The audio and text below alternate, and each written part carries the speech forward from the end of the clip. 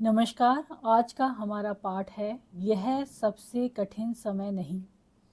हम पढ़ रहे हैं क्लास 8 एनसीईआरटी हिंदी की बुक बसंत का चैप्टर 6 यह सबसे कठिन समय नहीं। नहीं, यह सबसे कठिन समय नहीं। अभी भी दबा है चिड़िया की चोंच में तिनका और वह उड़ने की तैयारी में है। अभी भी झड़ती हुई पत्ती थामने को बैठा है हाथ एक। अभी भी भीड़ है स्टेशन पर। अभी भी एक रेलगाड़ी जाती है गंतव्य तक, जहाँ कोई कर रहा होगा प्रतीक्षा। अभी भी कहता है कोई किसी को, जल्दी आ जाओ कि अब सूरज डूबने का वक्त हो गया। अभी कहा जाता है उस कथा का आखिरी हिस्सा जो बूढ़ी नानी सुना रही सदियों से। दुनिया के तमाम बच्चों को अभी आती है एक बस अंतरिक्ष के पार की दुनिया से, लाएगी बचे हुए लोगों की खबर। नहीं, यह सबसे कठिन समय नहीं। जया जादवानी।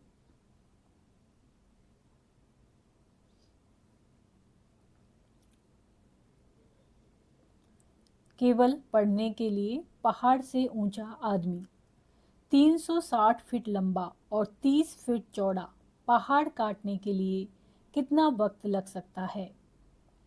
निश्चित ही टेक्नोलॉजी के इस युग में इस सवाल का जवाब इस बात पर निर्भर करेगा कि आप पहाड़ का सीना चीरने के लिए किस मशीन का इस्तेमाल कर रहे हैं।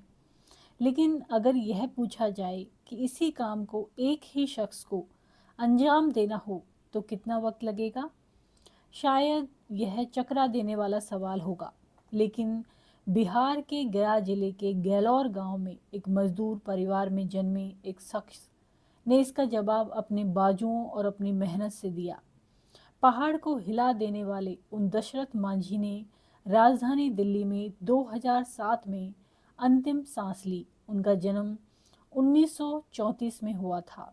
वर्ष 1966 की किसी अलसुबह जब छेनी हथौड़ा लेकर दशरथ मांझी अपने गांव के पास स्थित पहाड़ के पास पहुंचे तो बहुत कम लोगों को इस बात का पता था कि इस शख्स ने अपने दिल में क्या ठान लिया है। मजदूरी और कभी कभार इधर उधर काम करने वाले दशरथ मांझी ने जब पहाड़ पर छेनी हथौड़ा चलाना शुरू किया तो आने जाने वाले राहगीरों के लिए ही नहीं, गांव के लोगों के लिए भी वह एक हंसी के पात्र बन गए थे। जीवन संगनी फागुनी देवी का समय पर इलाज न करा पाने से उसे खो चुके दशरथ मांझी को इससे कोई फर्क नहीं पड़ा। धुन के पक्के दशरथ की अथक मेहनत 22 साल बाद तब रंग लाई जब उस पहाड़ से एक रास्ता दूसरे गांव तक निकल आया। आखिर ऐसी क्या बात हुई कि दशरथ को पहाड़ चीरने की धुन सवार हुई? दरअसल पहाड़ को जब तक चीरा नहीं गया था तब तक दशरथ के गांव से सबसे नज़दीकी वजीरगंज अस्पताल 90 किलोमीटर पड़ता था।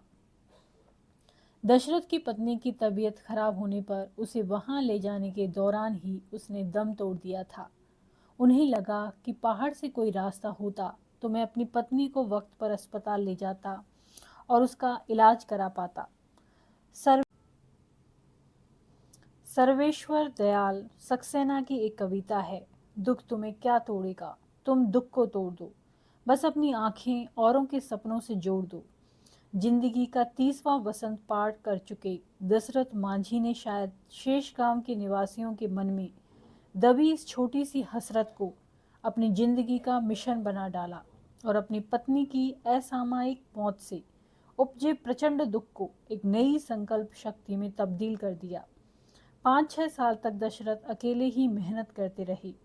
धीरे धीरे और लोग भी जुड़ते चले गए। वहाँ एक दान पात्र भी रखा गया था जिसमें लोग चंदा डाल देते थे। कई लोग अपने घर से अनाज भी देते थे। आज की तारीख में आप कह सकते हैं कि गैलौर से वजीरगंज जाने की 80 किलोमीटर की दूरी को 13 किलोमीटर ला देने वाला यह रास्ता एक श्रमिक के प्यार की निशानी है। एक अंग्रेज पत्रकार ने लिखा, पुअर मैन्स ताजमहल।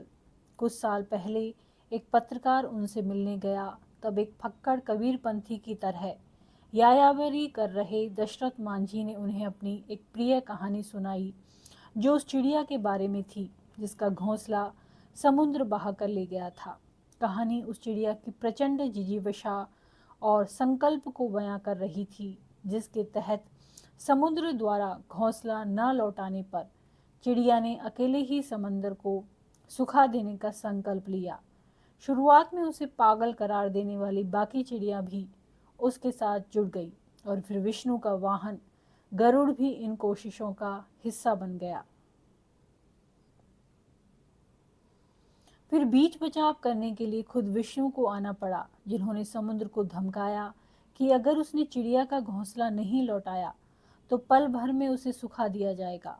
तब पत्रकार ने जब उनसे पूछा कि कहानी की चिड़िया क्या आप ही हैं, इसके जवाब में आंखों में शरारत भरी मुस्कान लिए दशरथ मांझी ने बात टाल दी थी। पिछले कुछ सालों से दशरथ मांझी कबीरपंथी साधु बन गए थे और यायावर बने हुए थे, लेकिन कबीर का उनका स्वीकार महज ऊपरी नहीं था। उनके विचारों में भी कबीर जैसी प्रखरता थी। गरीब और मेहनतकशों का ईश्वर पूजा में उलझे रहना और तमाम अंधश्रद्धाओं का शिकार होना उन्हें कचोटता था। वे कहते थे कि जिंदगी भर फाका कशी करते रहे आदमी की मौत के बाद मृत्यु भोज में अच्छे अच्छे पकवान खिलाए जाते हैं। इसके लिए लोग कर्जा क्यों लेते हैं? दशरथ मांझी हमारे बीच नहीं है, लेकिन क्या वे हमें उन मिथकीय पात्रों की याद दिलाते प्रतीत नहीं होते जैसे पात्र हम पुराणों में मिलते हैं, फिर वह चाहे प्रोमेथियस हो या भागीरथ। ऐसी शख्सियत जो मनुष्य की उद्यम जीविका को प्रतिबिंबित कर रही होती है और अपनी कोशिशों से प्रकृति की दानव शक्तियों और इंसानियत के दुश्मनों से लड़ रही होती हैं। अपने जीवन का फलसफा बयान करते हुए उन्होंने एक पत्रकार को शायद इसलिए बताया था कि पहाड़ मुझे उतना ऊंचा कभी नहीं लगा जितना लोग बताते हैं। मनुष्य से ज़्यादा ऊंचा कोई नहीं होता। सुभाष गाताड़े।